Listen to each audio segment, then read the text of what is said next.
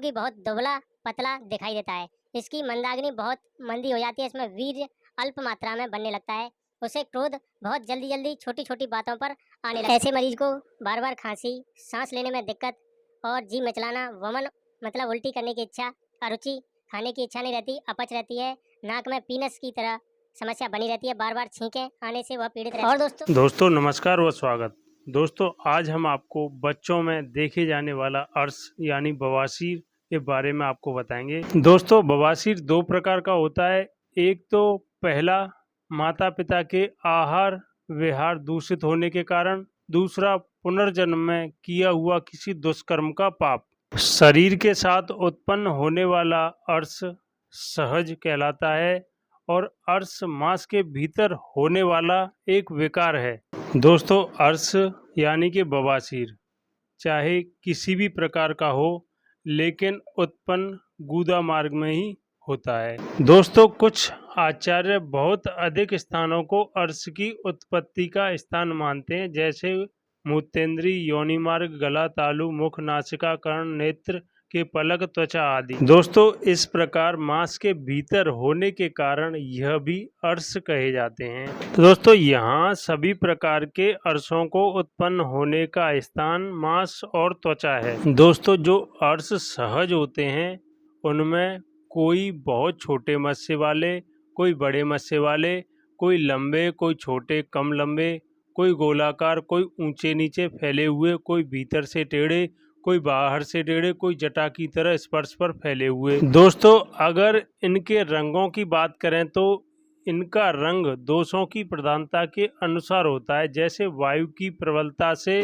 अरुण वर्ण, पित्त की प्रबलता से पीला या नीला और कफ की प्रबलता से श्वेत। अब दोस्तों इसके लक्षण बताते हैं। जो सहज अर्श से पीड़ित रोगी जन्म काल से ही बहुत शरीर का दुबलापन लिए हुए पैदा होता है, बदरंग, दुबला, पतला। और दोस्तों उस रोगी को अपान वायु के कारण मल मूत्र त्यागने में बहुत ही रुकावट होती है। दोस्तों ऐसे रोगी का मल जो है क्रम से नहीं होता, कभी तो टूट टूट कर आएगा, कभी पतला सोच होता है, कभी कच्चा ही आएगा दुर्गंध सहित, कभी सूखा सूखा आएगा और कभी गांठ टाइप की टूट टूट कर डोरे की तरह आएगा। और दोस्तों बीच बीच में श्वेत, पीला, हरा। और दोस्तों बीच बीच में मुर्दे की सी गंध वाला कच्चा मल त्याग करता है। दोस्तों उस रोगी के नाभि और मूत्र मार्ग और गुदा मार्ग में कैंची के काटने जैसी पीड़ा होती है। दोस्तों गुदा मार्ग में असहनीय दर्द, डकार आने में रुकावट, तीतापन और खट्टापन जैसा गले से ऊपर मुंह में आना, रोगी बहुत दुबला पतला दिखाई देता है। इसकी मंदाग्नि बहुत मंदी हो जाती है, इसमें वीर्य अल्प मात्रा में बनने लगता है।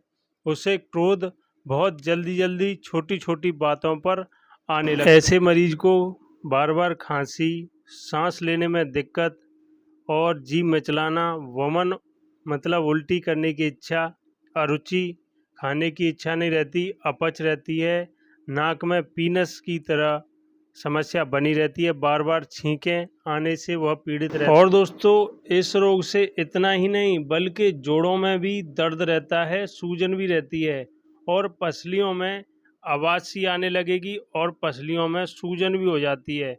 दोस्तों इस रोग से ग्रस्त रोगी चिंता में डूबा रहता है कि ठीक होगा या नहीं, बहुत ही आलसी हो जाता है। यह रोगी जन्म से ही अर्श के मसों से गुदा मार्ग रुक जाता है, अपान वायु नीचे न उतरकर ऊपर की ओर चढ़ जाती है।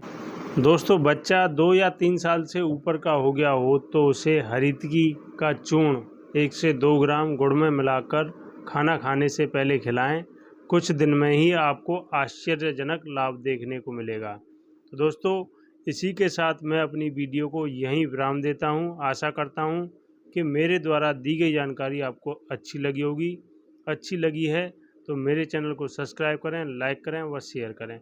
धन्यवाद।